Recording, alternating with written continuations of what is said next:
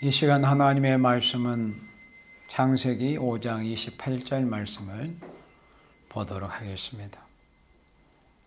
라멕은 282세에 아들을 낳고 이름을 노아라 하여 가로되 여호와께서 땅을 저주하심으로 수고로 일하는 우리를 이 아들이 아니하리라 하였더라. 라멕은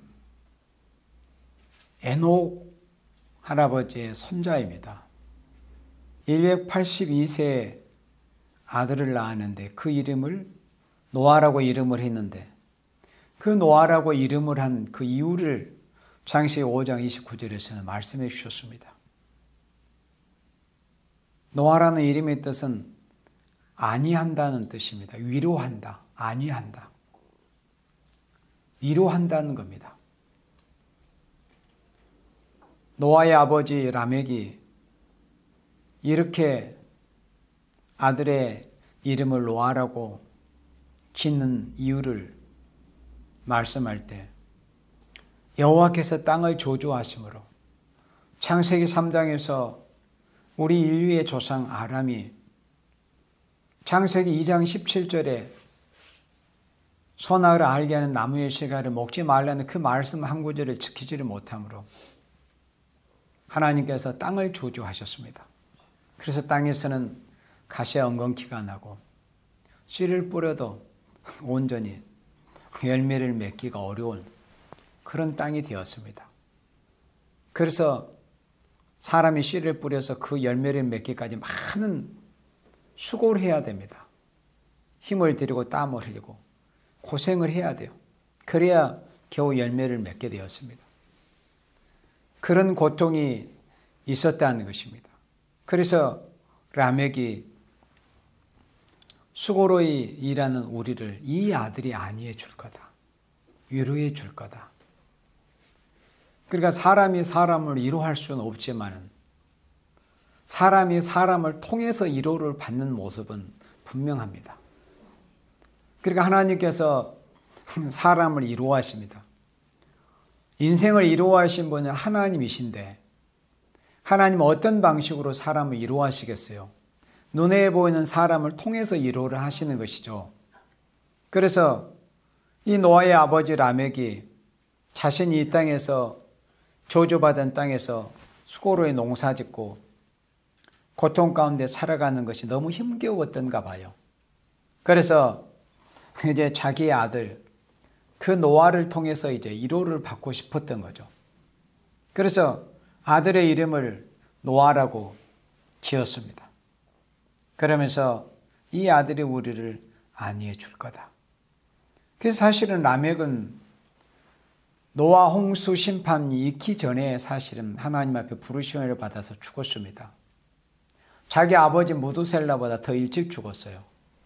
자기 아버지 무두셀라는 홍수가 나던 해에 죽었던 것을 우리가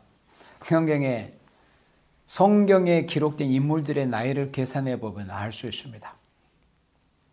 그런데 라멕은 물심판이 오기 전에 그 물심판이 오는 그 무서운 환란의 꼴을 보지 않고 라멕은 죽었지만 실제로 그 아들의 이름 노아라고 이름을 진 그 이름대로 노아는 참 인류에게 있어서 엄청난 위로자가 된 것입니다.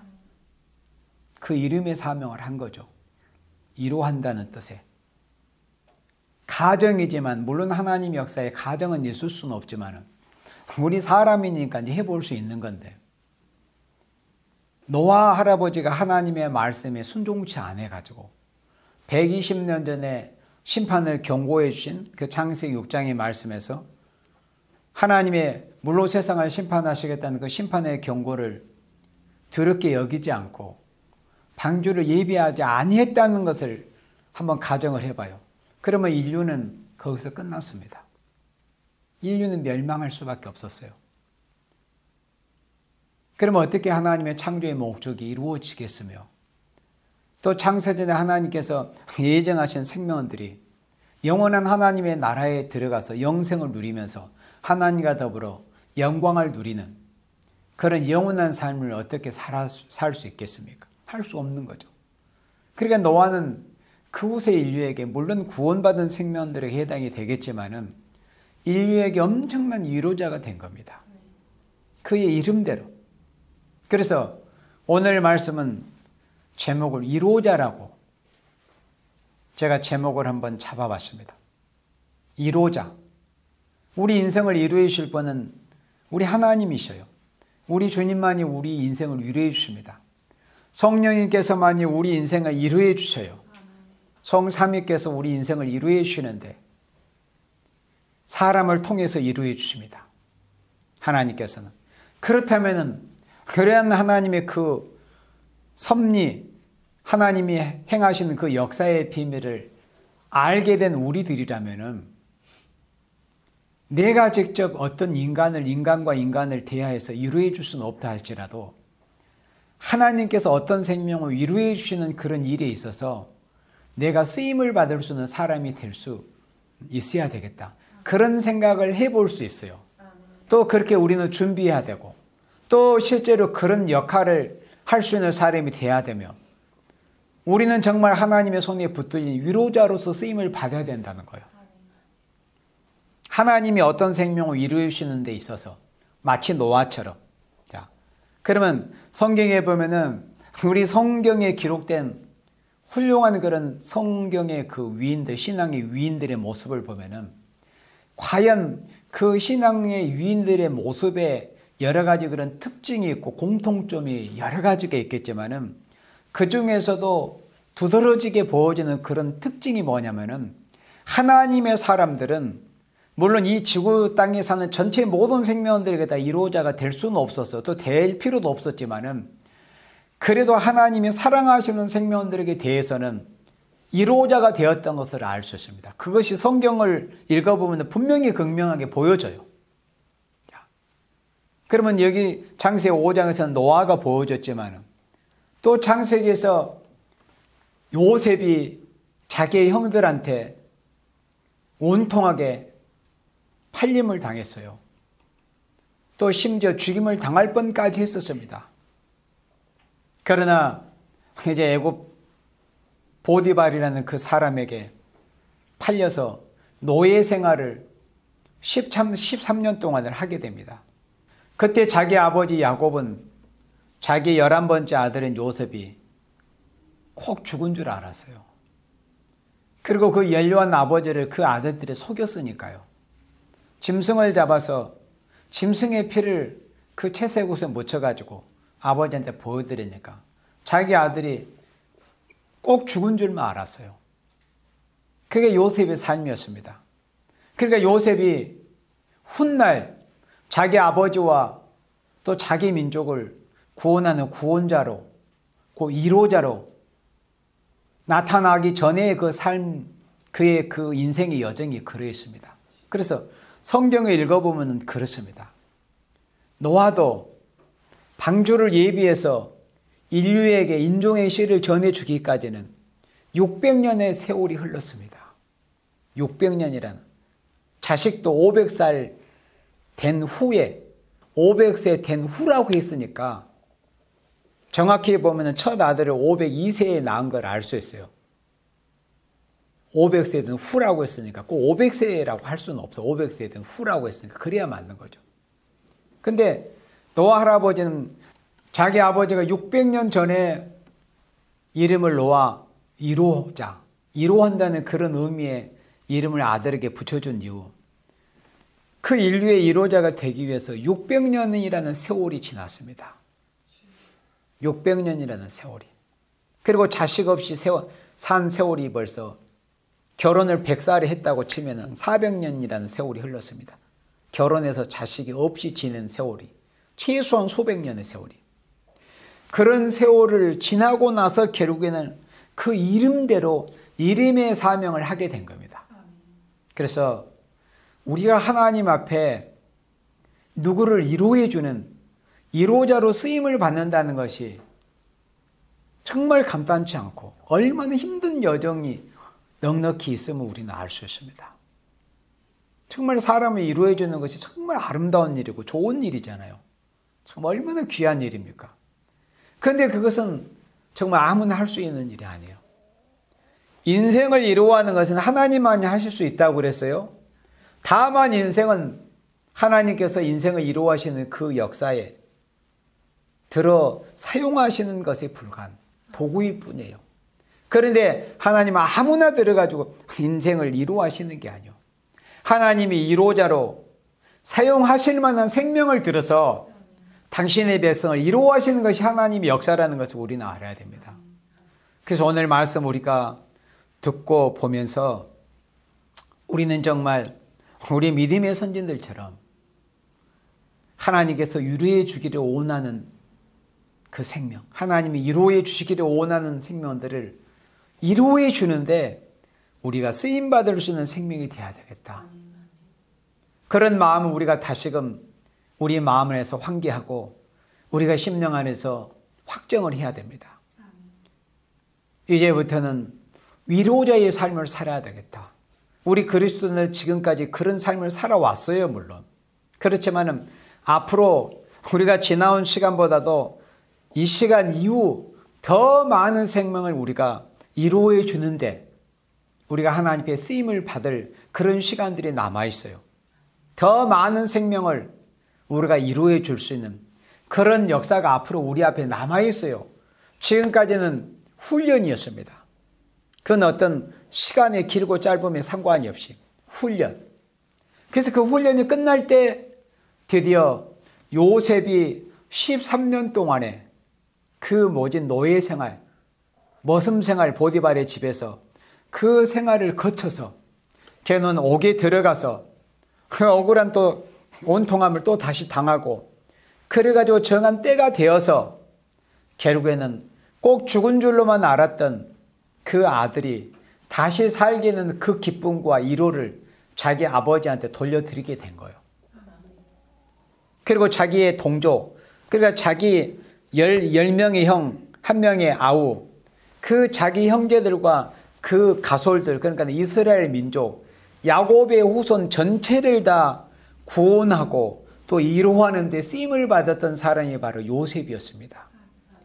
요셉이 자기 형제들에게 시기 질투를 받아서 요셉이 자기 형제들에게 미움을 당하고 시기 질투를 받아서 그 상인들에게 팔려갈 때는 누가 그때로부터 10수년이 지나서 그러니까 한 22년 정도의 세월이 지났다고 보면 됩니다. 22년. 30살에 총리가 되었어요. 7년 풍년이 왔습니다.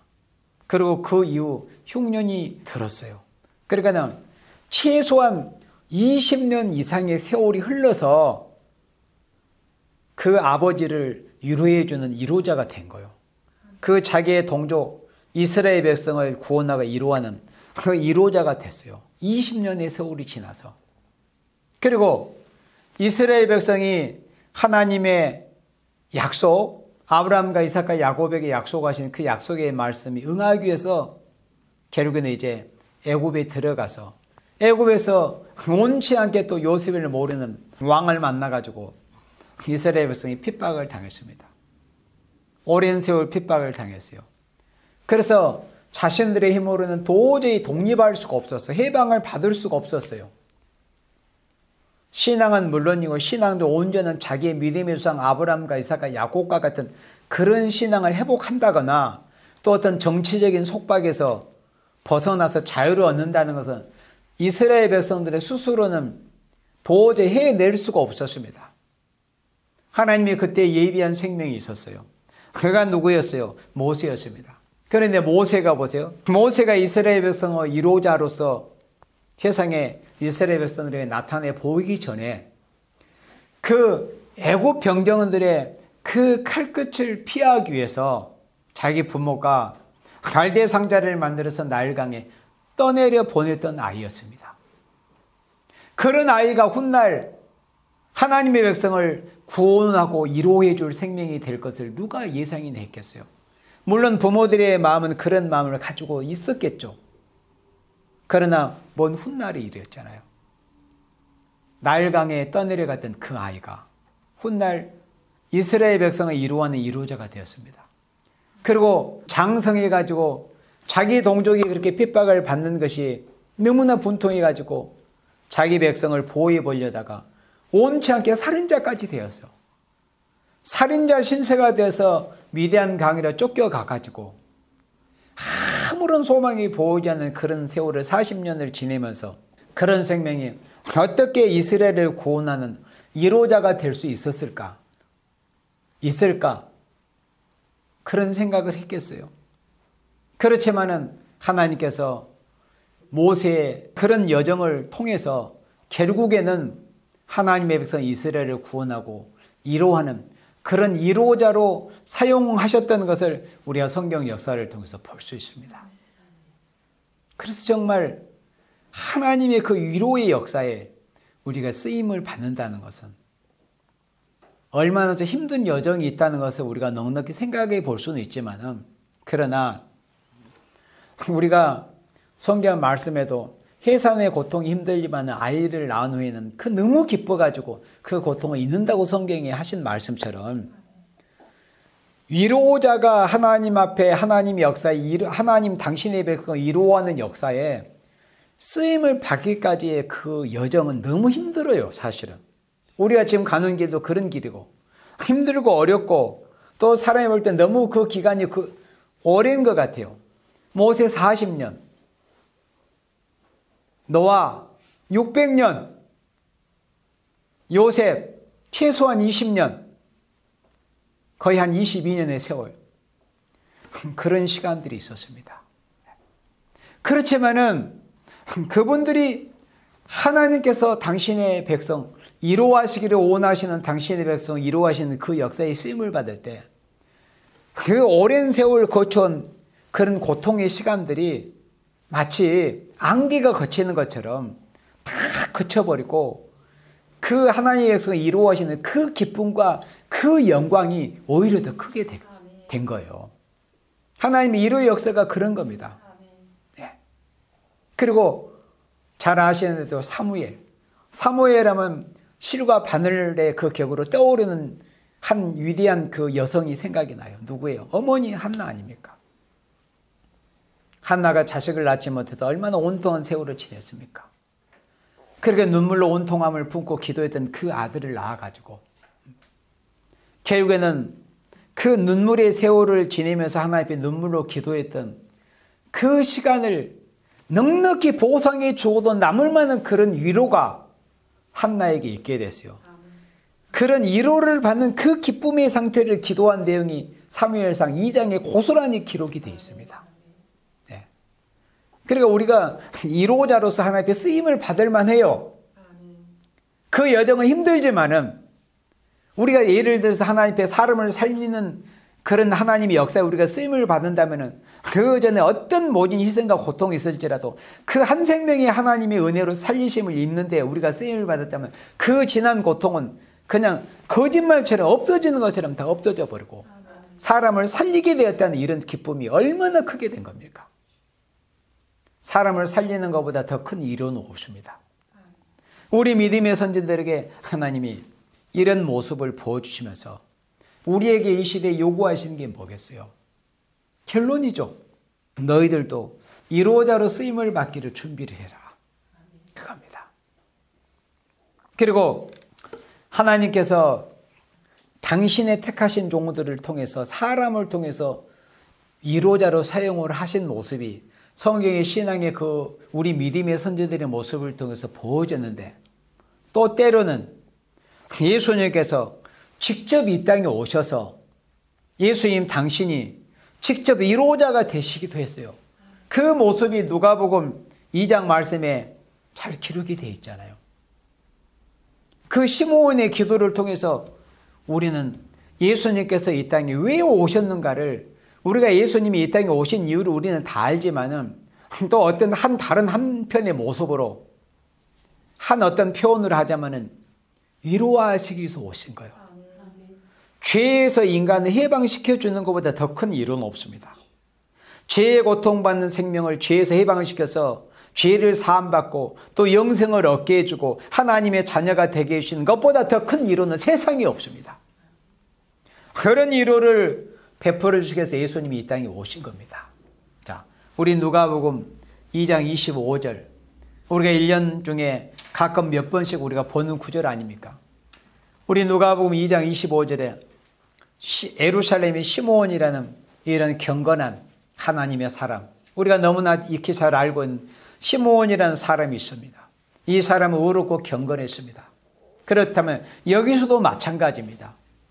여기서 누가복음 2장 25절의 말씀을 예수님이 주체이시고 예수님이 당신의 백성 이스라엘을 이루어하러 오신다는 것을 말씀을 한 내용 아닙니까? 그런데 이런 역할에 있어서 이런 역사에 쓰임을 받는 사람 역시도 시므온 인생이었어요.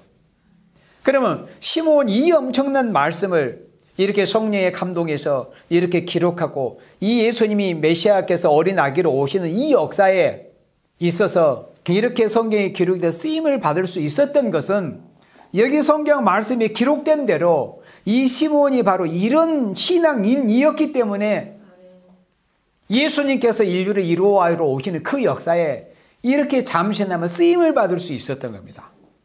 시므온은 이 짧은 순간, 짧은 시간에 예수님이 성전으로 들어온 그 짧은 시간에 등장해서 쓰임을 받았지만 이 시므온이라는 이름은 영원히 기록되는 아름다운 이름으로 이렇게 기록이 된 겁니다. 이루자.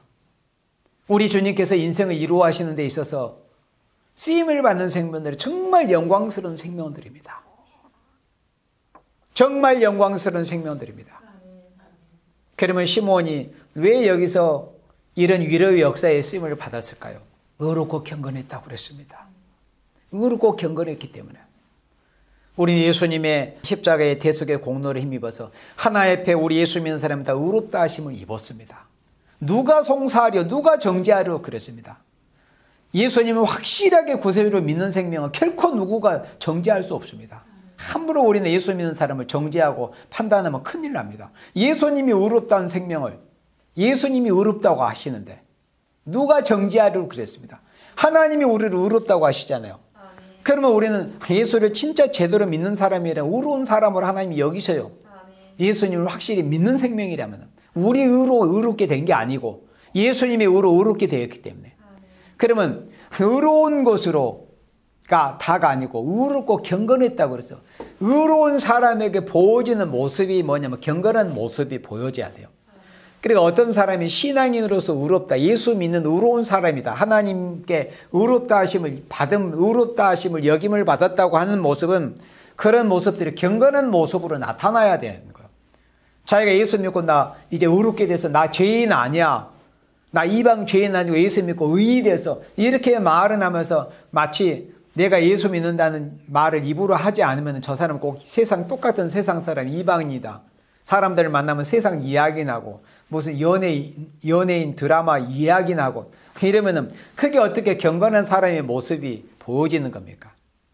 자기 입으로 굳이 예수 믿는다 이 말을 안 해도 평소에 저 사람이 하는 그런 모든 행동거지가 정말 남다르다고 생각을 했는데 어떤 계기가 돼서 들어보니 예수 믿는다는 그 이야기를 들었을 때 그러면 그렇지 과연 저 사람의 평소의 행동거지가 정말 남다른 우리하고는 세상 사람은 다른 모습이 보여졌다 이렇게 되는 거예요.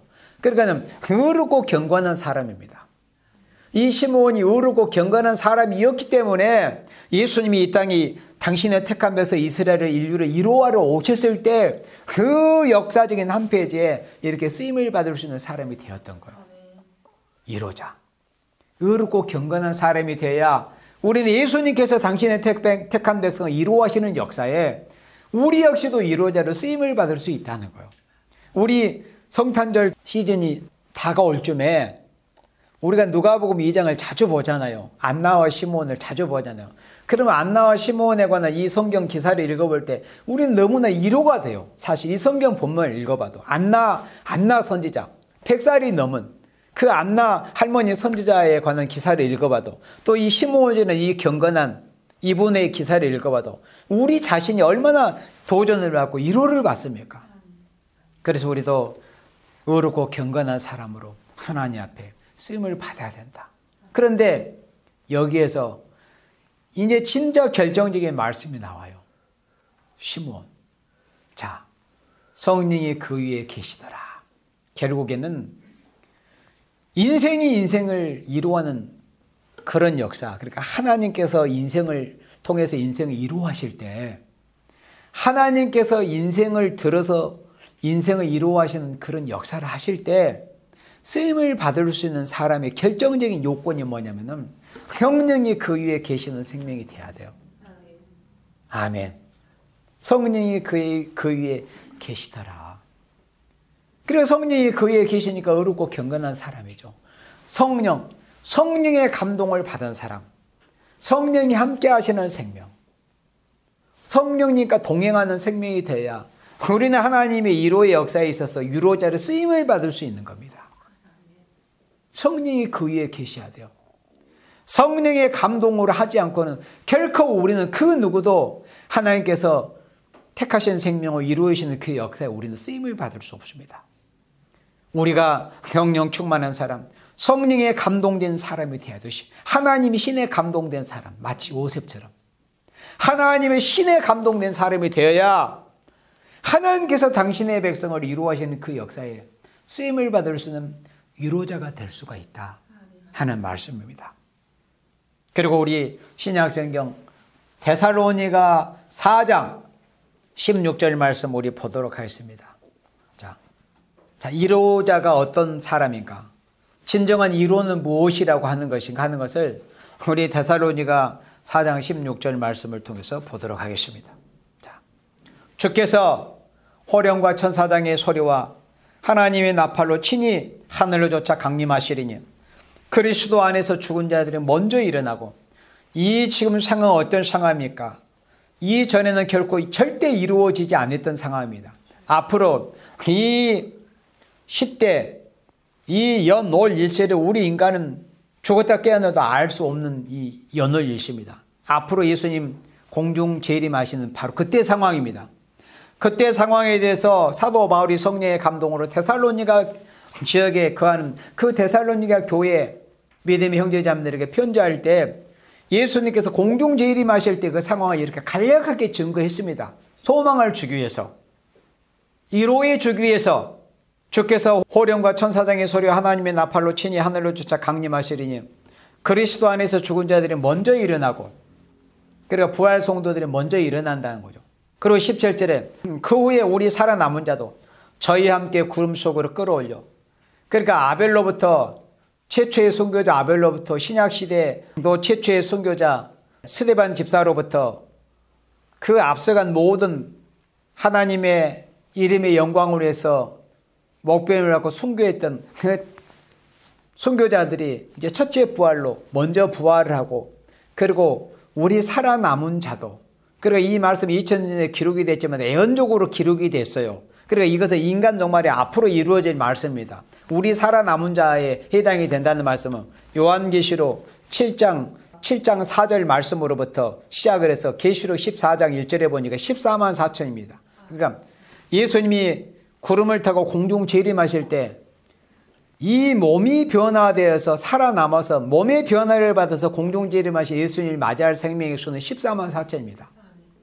그리고 첫째 부활에 참여한, 그러니까 목배임을 받아서 순교자로서 첫째 부활에 참여할 생명은 우리는 얼마만큼인지는 알 수는 없지만은 어쨌든 살아서 들림을 받아서 공중 재림하시는 예수님의 신랑으로 맞이할 생명은 여기 17절 말씀대로 우리 살아남은 자에 해당이 되는 이 생명은 성경에 그 숫자가 명확하게 기록이 되어 있기 때문에 14만 4천인 것을 알 수 있습니다. 그런데 우리 살아남은 자도 저희와 함께 구름 속으로 끌어올려, 그래서 첫째 부활에 참여하는 목배임을 받은 순교자들이 먼저 들림을 받고 이제 연이어서 동시다발적인 이런 사건이지만은 먼저 형님 먼저 아우 먼저가 있을 거 아니에요. 똑같은 이 상황이지만은 휴거받는 상황이, 그러니까 이 첫째 부활의 순교자들이 우리의 선배님이고 형님들이니까 먼저 이제 올리고 그 다음을 따라서 같이 이제 동시다발적으로 3일 반 쓰러졌던 변화 성도도 이 몸이 변화돼서 구름 속으로 끌어올려진단 말이죠. 들림받아 휴거한다는 거예요.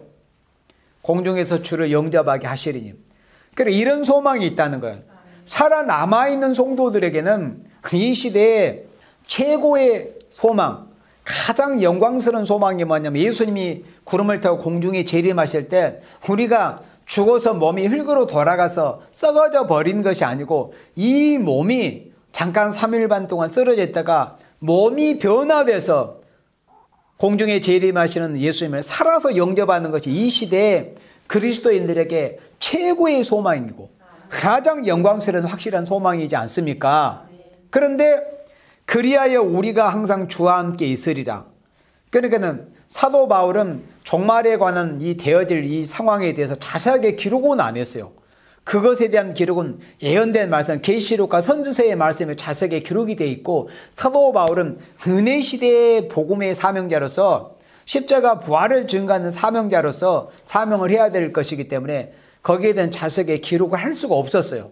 자기도 어느 정도 알고는 있었겠죠. 그러나 사명의 한계를 벗어나서는 안 되기 때문에. 그리고 나서 18절에 그러므로 이 여러 말로 서로 이루어라. 자, 여기서 이제 이루가 나옵니다. 그러면 진정한 이루가 뭐라는 것을 이 시대에 진정한 이루가 뭐라는 것을 이 성경 말씀에서 우리는 볼 수 있고 확인할 수 있었어요. 이 시대의 이루가 뭐냐.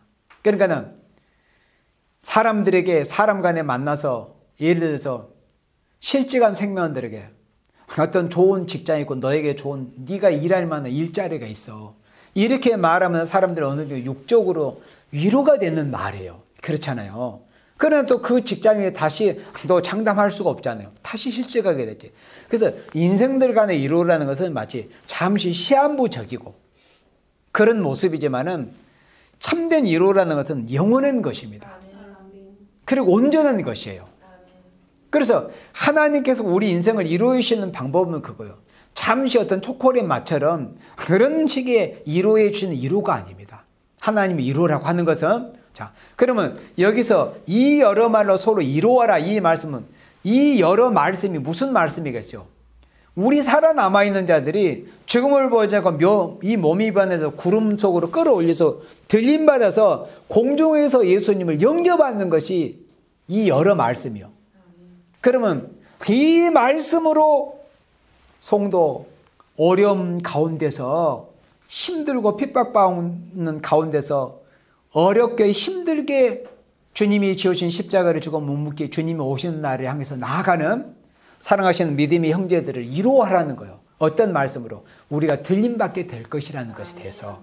우리가 죽음을 보지 않고 예수님 오실 때 요한복음 11장 26절 말씀처럼 살아서 예수님을 믿는 자는 죽음을 영원히 보지 아니하리라. 살아서, 그러니까 예수님 재림하시는 그때 살아남아 있는 성도들에게 가장 큰 소망이 뭐냐면 죽음을 보지 않고 살아서 몸이 변화돼서 공중에 재림하신 예수님을 맞이하는 것이 우리 믿음의 성도들, 이 말세를 사는 믿음의 성도들에게 가장 확실한 소망, 큰 소망이란 말이죠. 우리 믿음의 형제자매들에게 이 말씀, 성경 말씀을 전하는 게 뭐 복음을 전한다는 거예요. 성경 말씀 자체가 복음이잖아요. 그러면 복음을 전해주는 것이 이루입니다. 진정한 이루라는 것이 뭐냐면은 하나님의 백성들에게 하나님의 말씀으로 소망을 주는 거예요. 하나님의 말씀으로 소망을 전해주는 게 진정한 이루다 이겁니다. 그래서 이 여러 말로 서로 이루하라, 서로 이루하는 거예요. 야, 우리 예수님 오시면 얼마나 좋을까. 이렇게 이 겉은 후패져 가는 이런 모습이 해가 다를수록 힘들고 피곤해져 가고 주름살이 하나는 더 늘어가고 흰머리가 늘어간데 우리 예수님 오시면 우리가 예수님처럼 영화로운 몸처럼 변화되면 얼마나 좋을까. 서로 이루하는 거예요. 그리고 알지 못한 생명들에게 우리는 이 시대에 적어도 예수 믿는 사람, 이 예언의 말씀을 읽고 두고 지키는 생명들은 죽음을 보지 않고 살아서 우리가 들림받아서 공중에서 예수님을 맞이할 수 있을 거야. 예수님을 맞이하게 됩니다. 이런 이 말씀, 이 살아서 예수님을 맞이한다, 이 복음을 전해서 그들을 이루어 주라는 겁니다. 이것이 진정한 인생을 이루어 주는 방법이에요. 마찬가지로 이 시대에 우리 믿음의 선진들이 노아나 요셉이나 모세나 또는 사무엘이나 이런 시므온이나 이런 분들처럼 이 시대에 우리가 하나님께서 당신의 정말 사랑하시는 생명을 하나님 얼마나 이루어주고 싶겠어요. 생각을 해보세요.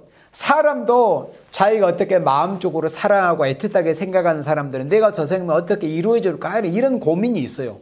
실제로 그렇습니다. 사람도 하물며 죄성 있는 인간도 그런데 우리 예수님은 당신이 피 흘려가지고 당신이 살찌져가지고 이 사신 피로 값주고 사시고 살찌져가지고 사신 생명을 들고 당신의 피덩이고 살덩이들이 아닙니까? 오늘날 교회들이, 하나의 백성들이. 그러면 예수님께서 당신의 백성들을 얼마나 위로해주고 시켰어요. 그런데 정작 위로의 방법이 뭐라는 것을 성경에 이렇게 보셨잖아요. 예수님은 당신의 피로 값주고 사신 생명들 얼마나 위로해주고 싶겠느냐는 거예요. 그러면 당신이 하늘에서, 객지가 하늘에서 무슨 스피커로 말씀한 것처럼 하늘에서 음성으로 하시겠어요? 성경 말씀을 통해서 누군가는 이 성경 말씀을 전달해주는 복음의 전달자를 통해서 당신의 입에서 위로해주고 싶지 않겠느냐 하는 거예요. 그렇다면 이 시대에 우리가 해야 될 사명이 뭐라는 것을 우리가 결론이 나와요. 우리는 이 시대에 예수님 앞에 예수님이 위로해 주시기를 원하는 생명들에게 우리가 위로해주는, 예수님이 위로를 해 주시기를 원하는 생명을 위로해 주시는 그 역사에 우리가 쓰임을 받을 수 있는, 우리가 위로자로서 우리가 준비를 해야 된다는 거예요. 준비가 안 된 사람은 결코 우리 주님께서 당신의 백성을 위로해 주시는 그 역사에 쓰임을 받을 수 없어요. 우리가 아까 누가복음 2장 말씀에서 보았잖아요. 시므온이 그냥 그 주님의 위로의 역사에 쓰임을 받은 게 아니었잖아요. 의롭고 경건했어요. 그런 기본 조건이 있었습니다. 그리고 항상 그의 성령이 함께 하시는 생명이었어요. 그런 생명들이 되어야 이 시대에 예수님께서 당신의 백성을 위로하시는 그 역사에 위로자로서 쓰임을 받을 수 있는 겁니다. 우린 이 시대에 우리가 위로자로 쓰임을 받아야 됩니다. 이사야 61장 2절에서 이 복음의 정체, 그리고 진정한 위로가 뭐라는 것을 이사야 61장 2절을 보면 또다시 우리가 확인할 수가 있어요. 자, 이사야 61장 2절에 여호와의 은혜와, 이 말씀은 오늘날까지 2000년 동안의 장구한 시간을 통해서 이루어진 말씀이라고 했어요. 그리고 마지막에 우리 하나님의 신원의 날을 전파하여 모든 슬픈 자를 위로한다고 그랬어요. 그러면 위로한다, 슬픈 자를 위로하는 게 뭐예요? 신혼의 날, 신혼해 주시겠다는 복음을 전해주는 게 우리 하나님의 백성들을 진정 위로해주는 일이라고 하는 겁니다. 복음을 전해주는, 이 여러 말로 서로 위로하라고 그랬죠.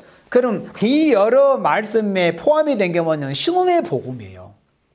예수님 오셔가지고 만유를 회복하시는 것뿐만이 아니라 하나님의 백성들의 그 모든 사정까지 회복을 시켜주는 거예요.